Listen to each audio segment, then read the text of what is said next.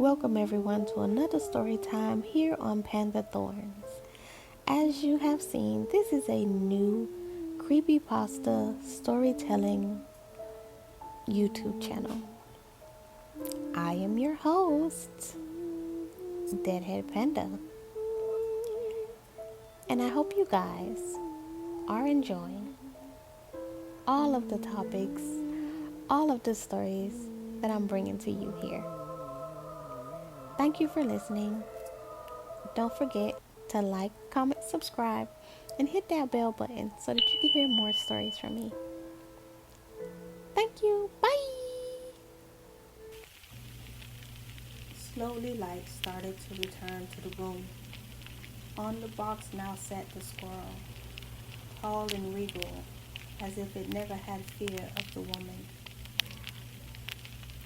The bond must be consecrated, my furry little counterpart. She reached out her hand, and the squirrel nipped her finger. She took the drop of blood and dripped it into the squirrel's mouth as it sat, head tilted back and mouth agape. The creature closed its mouth after receiving a drop of the blood and stared at her.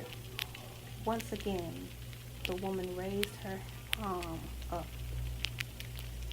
Flesh of my flesh, come into thee. We are one, so shall it be.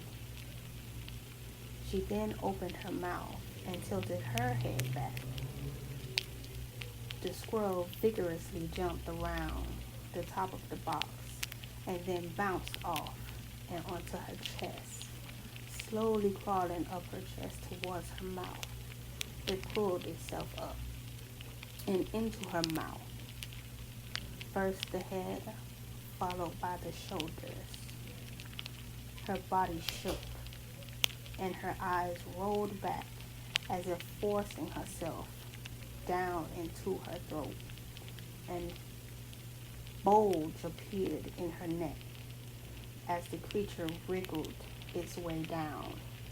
Finally, its tail disappeared from sight down her throat as well.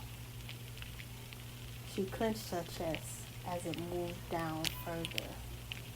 Suddenly, a loud crack roared from above, followed by footsteps, many footsteps.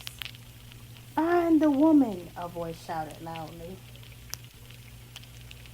The woman swiped her finger and all the lights in her cellar went out.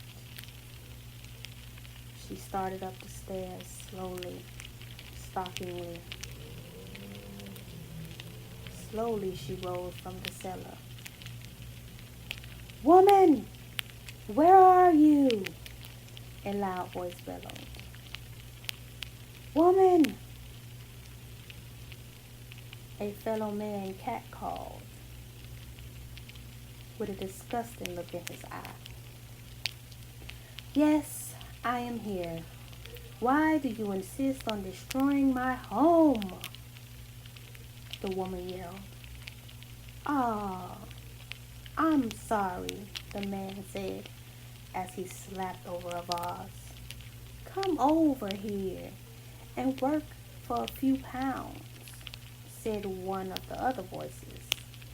"Yeah, harlot, come over here and toss that tush," hollered another.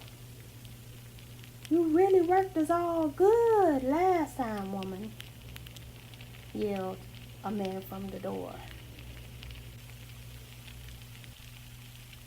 "My name is Merelda, not harlot or woman or any other horrid name you fools like to call me. I have had enough of this." The room brightened and dimmed as the sound fell to a void. Sound of chimes echoed all around.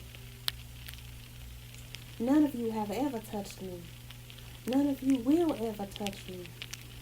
Come to me, box, so that you may feed." The cellar door burst open and the box flew into Merelda's hands. All the men became weak and disoriented in the presence of the box. A loud moan from the box signaled the beginning of the end for the men.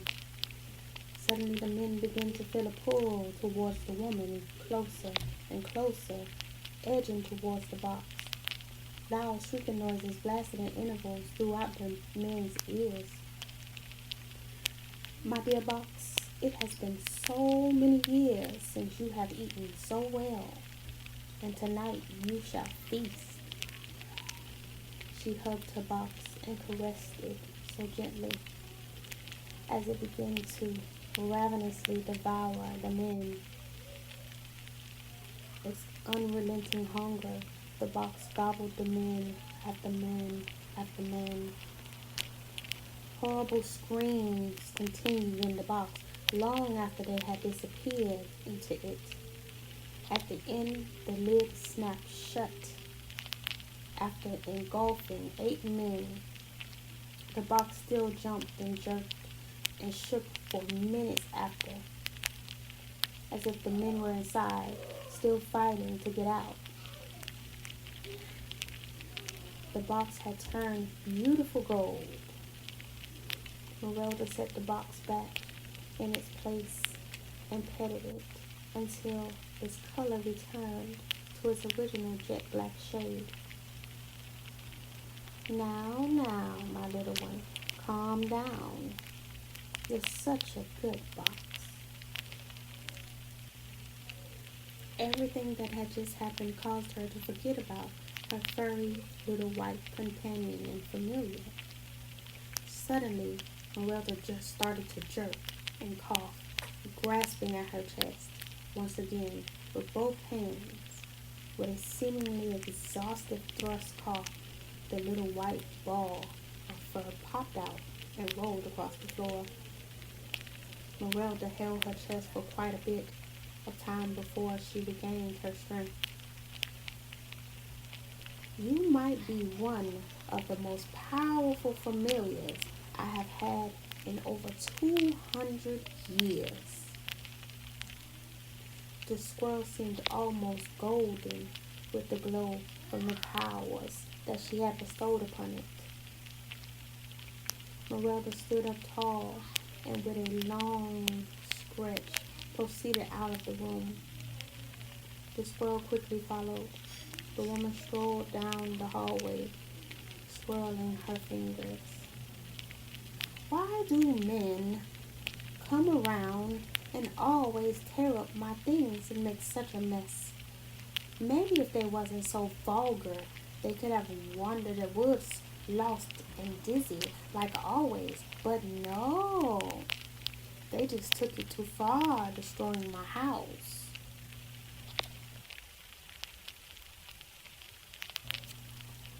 Thank you, ladies and gentlemen, for listening to that chapter. That is the close of chapter 2.